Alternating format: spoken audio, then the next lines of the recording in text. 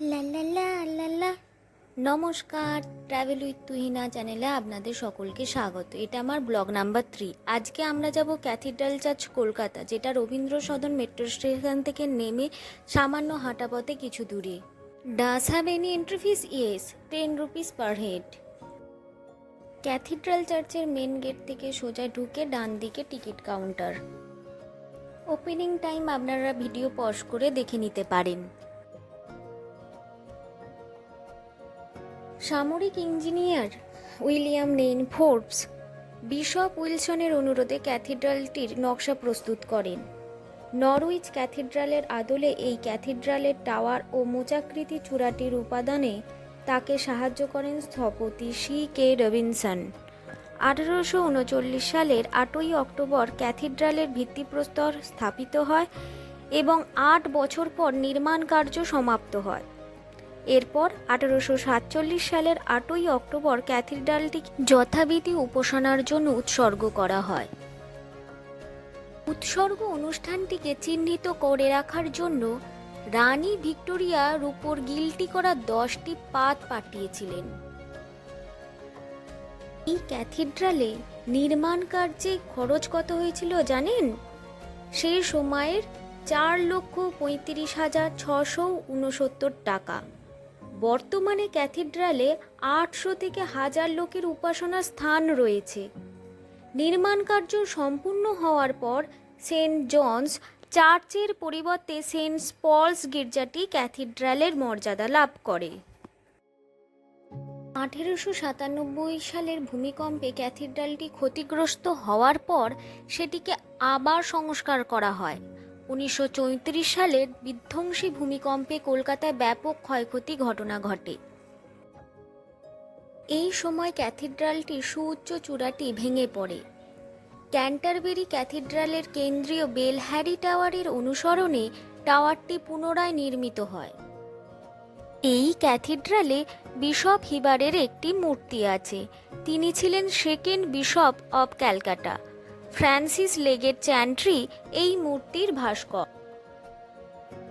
ক্যাথিড্রালটিকে একটি শান্তিপূর্ণ পরিবেশে সুন্দরভাবে রক্ষণাবেক্ষণ করা হয়। সকল ধর্মের মানুষের এখানে প্রবেশাধিকার রয়েছে। এখানে নিয়মিত উপাসনা কার্য চলে। বড়দিন এখানে একটি বিশেষ উৎসব। এই সময় প্রচুর মানুষ অনুষ্ঠানে অংশ নিতে আসেন। ক্যাথিড্রালটির দৈর্ঘ্য 247 ফুট, প্রস্থ 81 ফুট, গির্জা শিখরের উচ্চতা 201 ফুট।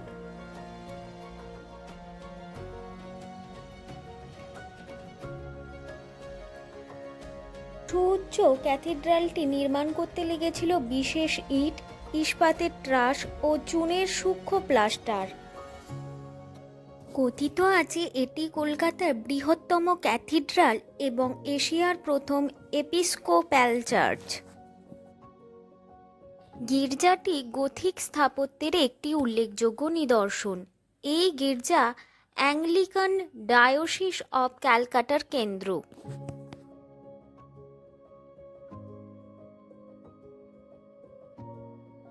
19 শতকে অর্থাৎ 1810 সালে বাংলায় বাস করতেও 4000 ব্রিটিশ পুরুষ ও 300 ব্রিটিশ মহিলা তাদের উপাসনার জন্য নির্মিত হয় এই চার্চ।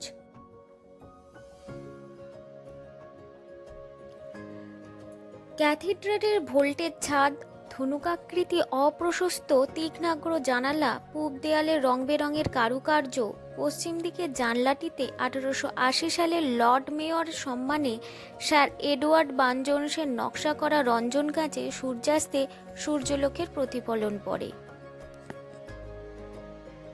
টাওয়ারে রয়েছে 5টি ঘড়ি।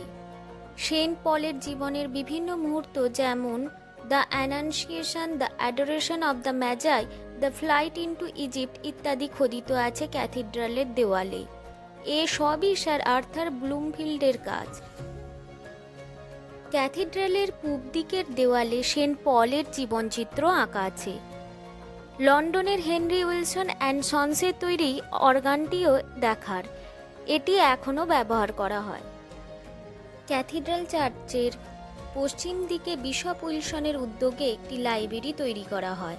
এখানে বিশপ উইলসনের একটি ভাস্কর্যও রয়েছে, প্লাস্টিক শিল্পকলা এবং স্মারক দ্রব্যের একটি প্রদর্শনশালাও রয়েছে। ক্যাথিড্রালের বাগানটিও দেখার মতো। এই উদ্যানে 64 প্রজাতির গাছ আছে। বিশপ ড্যানিয়েল উইলসন, অস্থায়ী প্রধান বিচারপতি sir John Paxton Norman, British engineer Arthur William Garnett প্রমুখকে এই সেন্ট পলসের ক্যাথিড্রালে সমাধিস্থ করা হয়।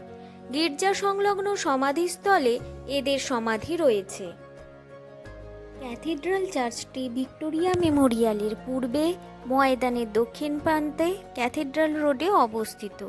ক্যাথিড্রালের পাশে রয়েছে বিড়লা প্ল্যানেটোরিয়াম, অন্য পাশে একাডেমি অফ ফাইন আর্টস।